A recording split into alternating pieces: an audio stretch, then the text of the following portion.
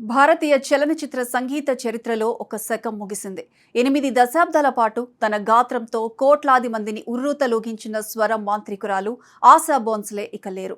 ముంబైలోని breach candy ఆసుపత్రిలో ఆమె తుది శ్వాస విడిచారు. శనివారం సాయంత్రం ఛాతీ నొప్పి, అలసటతో చేరిన ఆమె మళ్లీ తిరిగి రాని లోకాలకు వెళ్లిపోయారన్న వార్త యావత్ ప్రపంచాన్ని శోక సంద్రంలో ముంచెత్తింది. ఆశా ప్రస్థానం 1933లో మహారాష్ట్రలోని సాంగ్లీలో ప్రారంభమైంది. సంగీత విద్వాంసుడు దీనానాథ్ మంగేష్కర్ గారాల పట్టి ఆమె. కానీ విధి ఆ పసి మనసుపై దెబ్బ కొట్టింది. ఆశాకు కేవలం 9 ఏళ్లు ఉన్నప్పుడే తండ్రి కన్నుమూశారు. ఆ రోజు నుంచి మంగేష్కర్ కుటుంబం వీధిన పడింది. ఆకలి కేకలు వినపడకుండా ఉండాలంటే గొంతు విప్పి పాడాల్సిందే అని ఆ పసి వయసులోనే ఆమెకు అర్థమైంది.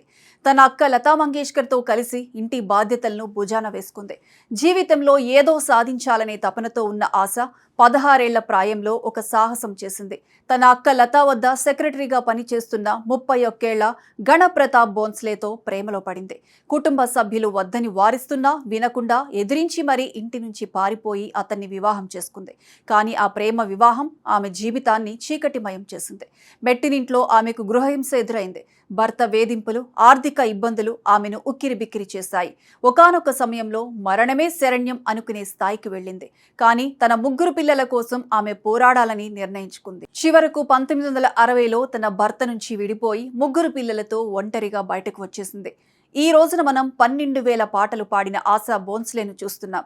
కానీ ఒకప్పుడు ఆమెను స్టూడియోల నుంచి బయటకు పంపేసిన రోజులున్నాయి. 1947లో రాజ్ కుమార్ నటించిన ఒక సినిమా కోసం కిషోర్ కుమార్తో కలిసి ఆశా రికార్డింగ్కు వెళ్లారు. అప్పుడు సౌండ్ రికార్డిస్ట్ రాబిన్ చటర్జీ వీరి గొంతులు విన్నాడు. ఆ కాలంలో రికార్డింగ్ టెక్నాలజీ చాలా తక్కువగా ఉండేది. వీరిద్దరి గాత్రం మైక్రోఫోన్లో సరిగ్గా వినిపించడం లేదనే కారణంతో వీరిద్దరి గొంతులు పాడటానికి పనికిరావు, వీళ్లని పంపేయండని నిర్మోహమాటంగా చెప్పేశాడట. ఎంతటి అవమానం! కానీ ఆ అవమానమే ఆమెను మరింత మొండిగా మార్చింది. తన గాత్రంలోని వైవిధ్యాన్ని ప్రపంచానికి చూపాలని ఆమె కంకణం కట్టుకుంది. ఓపీ నయ్యర్ వంటి దిగ్గజాలతో పనిచేస్తున్న సమయంలోనే ఆమెకు సంగీత విద్వాంసుడు ఆర్.డి. బర్మన్తో పరిచయం ఏర్పడింది. 1956లో మొదలైన ఆ పరిచయం తీస్రీ మంజిల్ సినిమా నాటికి గాఢమైన ప్రేమగా మారింది. బర్మన్ తనకంటే 6 ఏళ్లు చిన్నవాడు. పైగా ఆశాకు అప్పటికే 3 పిల్లలు. బర్మన్ తన ప్రేమను ఇంట్లో చెప్పినప్పుడు అతని తల్లి ఖచ్చితంగా నిరాకరించింది. ఆమెను ఇంటి కోడలిగా చేసుకుంటే అది నా శవం మీదనే జరుగుతుందని కూడా హెచ్చరించింది. తల్లి మాటను కాదనలేక బర్మన్ చాలా కాలం వేచి చూశాడు.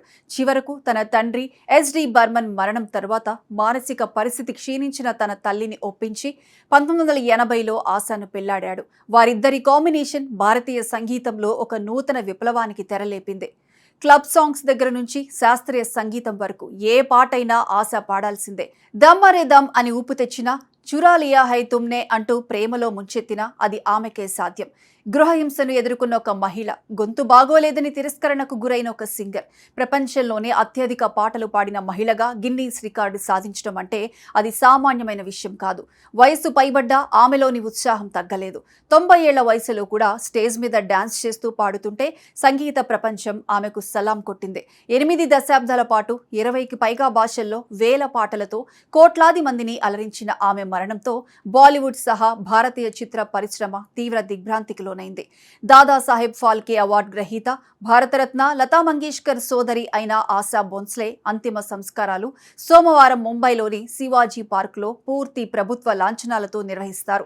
ఆమె మృతికి పలువురు ప్రముఖులు సంతాపం తెలియచేస్తూ సంగీత ప్రపంచం ఒక ధృవతారను కోల్పోయిందని ఆవేదన వ్యక్తం చేశారు.